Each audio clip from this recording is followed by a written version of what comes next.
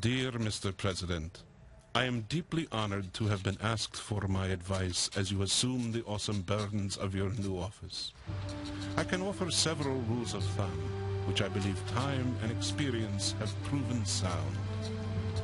Act boldly in the beginning. The public has a short attention span, and it will make them forget the accomplishments of your predecessor and impress them with your vigor. Make your first priority the protection of your power. Without it, you are useless. Appear steadfast, but be flexible. Remember, some of God's greatest gifts are broken campaign promises. A playful paraphrase of words written in the year 1513 by a cashiered civil servant in Florence, Italy.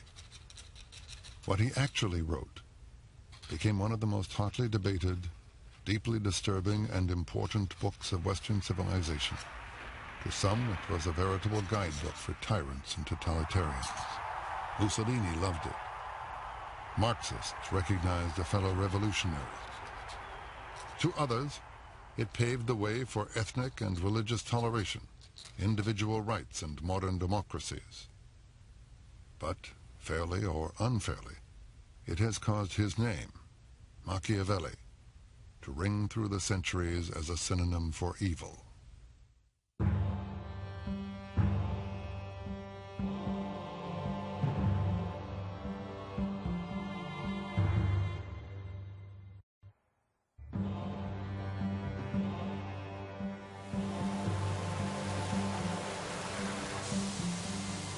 I compare fortune to one of those violent rivers which, when they are enraged, flood the plains, tear down trees and buildings. Everyone flees before them. Everybody yields to their impetus. There is no possibility of resistance. Yet although such is their nature, one may still take precautions when they are flowing quietly, building dams and dikes to control them in flood time. So it is with fortune. Rivers are not to be trusted. Neither are men. But both can often be controlled, given intelligence and power, and the willingness to get your hands dirty. Machiavelli is the first political thinker of the Christian era who systematically analyzed the requirements of power and survival. The Prince is a book about power. Political power at a time of city-states or principalities, ruled by men called princes. It amounts to 26 short chapters of analysis and opinion that range from the classification of government to advice on selecting staff. It was written to shock and re-educate its reader, and it still manages to do so, to challenge the political pieties of its day and explain to princes and prince wannabes how the game is really played. It tells the prince that before anything else, he must know how to fight. He must learn to be ruthless and cruel, to lie, break his word, and be ready to violate both morals and religious principles when needed. Though it also stresses the need to appear compassionate, moral, and devout. Some say Machiavelli invented modern politics. And when we read The Prince, we can see today's headlines. I think in many ways that it's a great book because it is a mirror for Machiavelli's own time, and because it does continue to disturb, provoke, and make us think anew and see in what way it does relate to our own time, and we keep asking questions of it. It was Machiavelli who said, "Get real," in Italian, of course. E molti si sono immaginati repubbliche e principati. Many have dreamed up republics and principalities which have never in truth existed. The gap between how one should live and how one does live is so wide that a man who neglects what is actually done for what should be done is on the way to self-destruction. Machiavelli's focus on what is actually done is in tune with his times. Copernicus is studying the heavens, and Leonardo is dissecting cadavers, both trying to learn how God actually did it, to learn not from theory, but direct observation.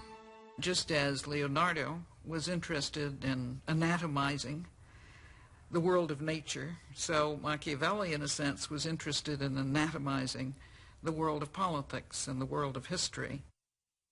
But dissections and autopsies are never pretty. One of the uglier discoveries attributed to Machiavelli is the idea that the end justifies the means. Now, he didn't put it quite that way. In the actions of all men, and especially of princes, where there is no court of appeal, one judges by the result. Machiavelli is very clear that the end is what counts. He says this in a number of places, and it seems to us a very tough argument. There are some situations in which the more the survival is threatened, the narrower the margin of choice becomes, unless you say you would rather have your society destroyed than to pursue marginal means.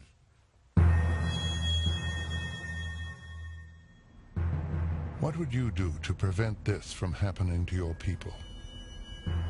What would you not do? Would you lie? Violate treaties? Assassinate people? Just where would you draw the line? Anywhere? On the other hand, if you are winning a war and your enemy is all but finished, how far would you go to minimize your own casualties? Machiavelli was acquainted with the moral ambiguities of power. He was a realist. Machiavelli pursued what some scholars have called amoral realism. First of all, what he was trying to do was create something that didn't exist up to that point, the nation state, in this case Italy. But what we need to ask ourselves is whether we really are in desperate straits, whether we really are up against the hard laws of necessity that Machiavelli is describing. I think much of the time we assume we are and are not. Like politicians today, Machiavelli justifies harsh or deceitful means as necessary to the common good. But his focus is on the presence or absence of power. What is it? How do you get it? How do you keep it? Good questions in any age, but stark and immediate in Machiavelli's.